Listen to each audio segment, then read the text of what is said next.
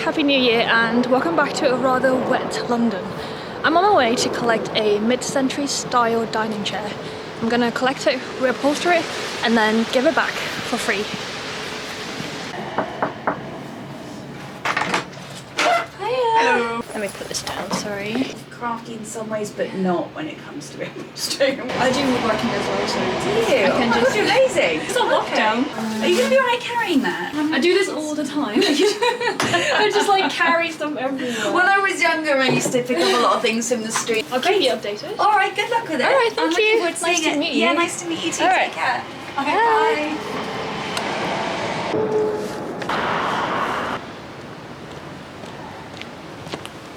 bye. Okay, some context.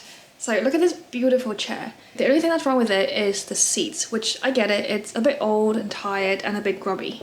So when I saw this chair being given away online for free, I got in touch with the lady and said, I know how to reupholster and I don't like seeing usable things going to waste. So we just came across some furniture being thrown on the street, so I thought I'll show you. And sometimes some people pick them up. So let me do this for you for free and you can keep using the chair. So the only thing she had to do was to decide how she wanted the chair to look. So I gave her two options. The first one is she go and pick out the fabric that she wants and I'll do it in that fabric for her. Or the other option is leave it to me and I go wild with it. And she said to go wild. So that's what I did.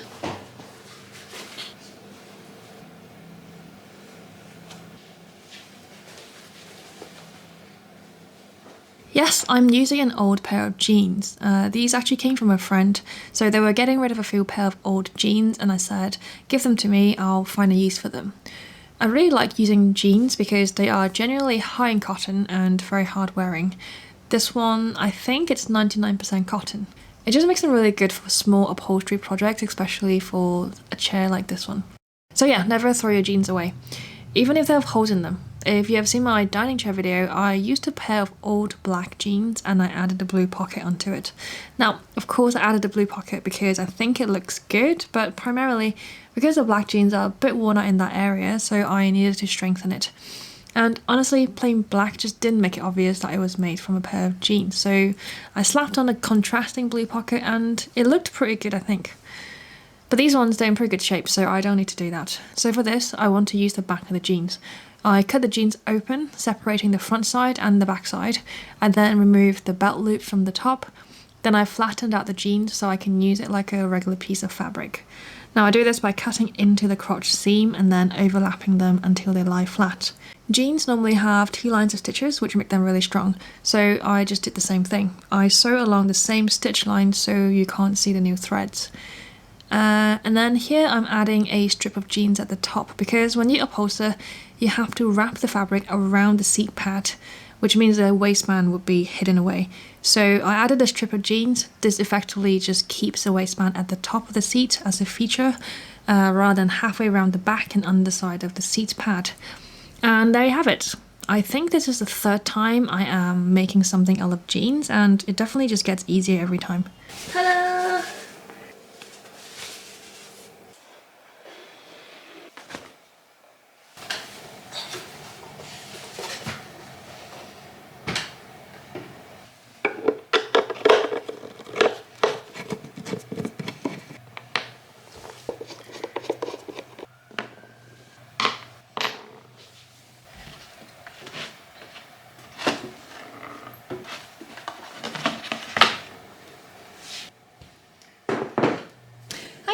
So today is actually now a whole different day. So what happened was I put the jeans on the chair here, did the stapling, even did the folding in the corners.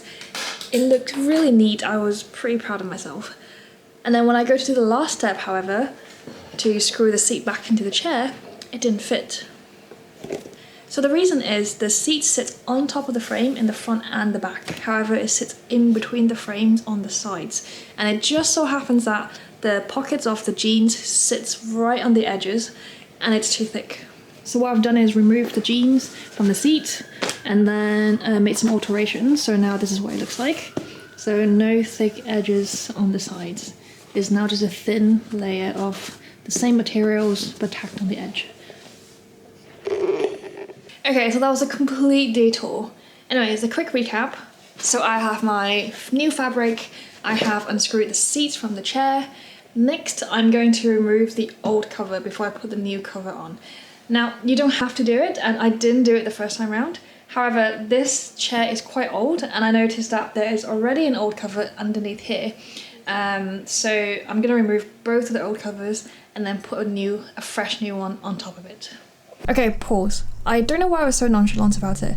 Basically, the project now went from stapling a new cover on, which takes about 10 minutes, to now I'm going to have to remove 2 old covers, replace the old foam with the new one, before then stapling the new cover on. Now, I can do all those things, I'm not worried about it. It's not the hardest thing to do, but it's also not the quickest thing either. So as you watch the next segment, I want you to guess how much a professional reupholsterer would charge for doing this, because that's all I was thinking as I was removing each and every single staple from the seat.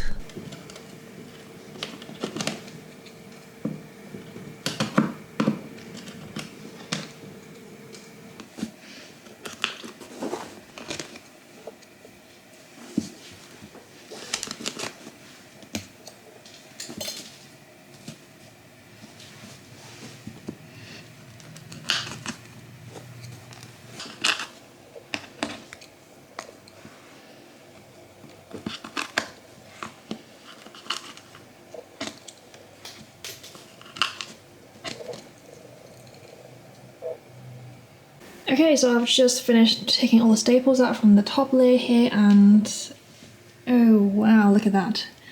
This is really old foam and it's starting to disintegrate, which is why you get this kind of sandy little bits that's coming out of the seat here.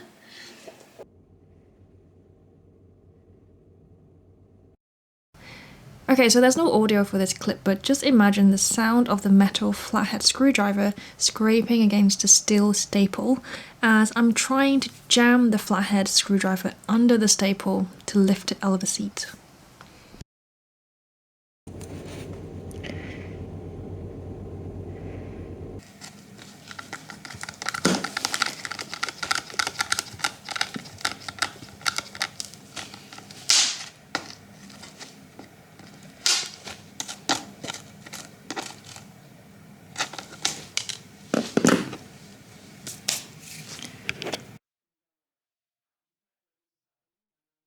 Honestly, it was painful watching back the footage of me removing the staples.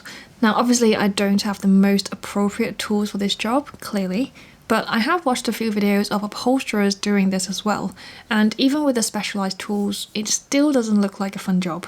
So I have huge respect for them, and we haven't even gotten to the upholstery bit yet. Don't forget, you have to guess how much an upholsterer would charge for doing this, but I'm not done yet.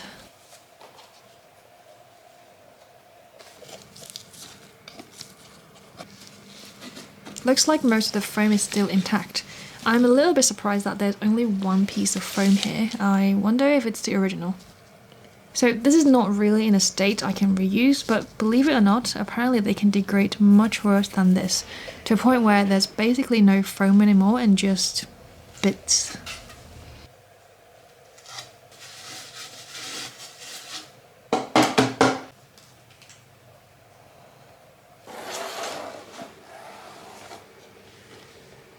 Funny story, I did a job for a client where I made a custom headboard for her daughter's bedroom.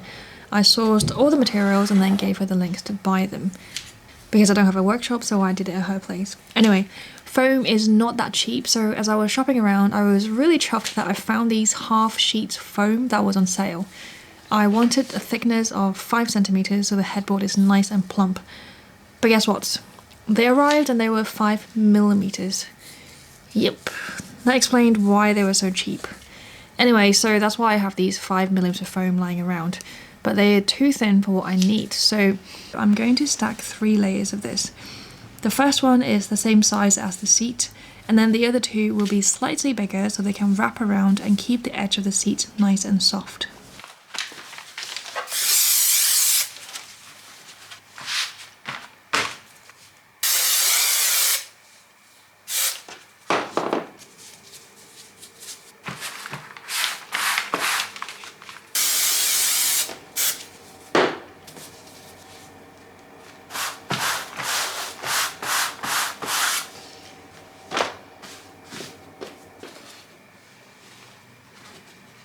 have consulted the internet on how to do this part because I've never done it before.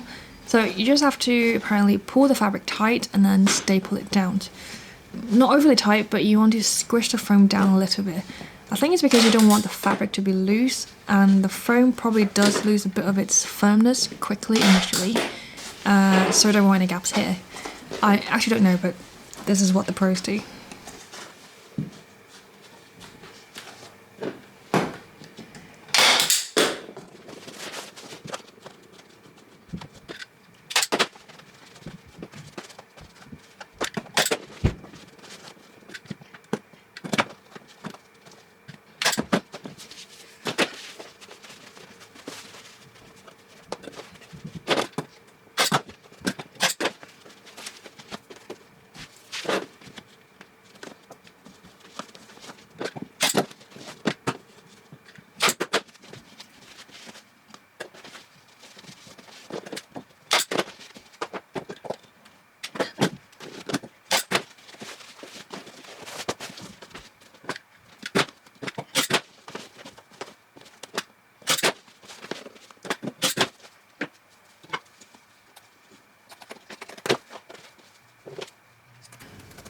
For the rounded corners, I just try to fold it like a fan, and then cutting away any excess fabric to keep it folding nicely. I don't know what the proper technique is, I just fold it a few times to get it as evenly distributed as possible. Okay, let me review the answer as I'm finishing off the last of the upholstery. So this is quite a simple chair, and for this, based on what I found in London, if you bring this to a professional upholsterer, they will charge you £45 per chair. I honestly didn't realise it was so low. Now this is labour only, so it doesn't include the new fabric, any new foam that you need, or even anything that needs fixing with the frame itself. But for the amount of work that goes in, I think 45 is a very fair price, and I think, at least I didn't realise it was so affordable. I think even with everything else added on top, a like-for-like chair would still be cheaper if you sent it off for reupholstering rather than buying new ones. So, at least for me, the reason that I would buy a new chair over just reupholstering is because I didn't know you had the option to reupholster. I certainly didn't think reupholstering was affordable.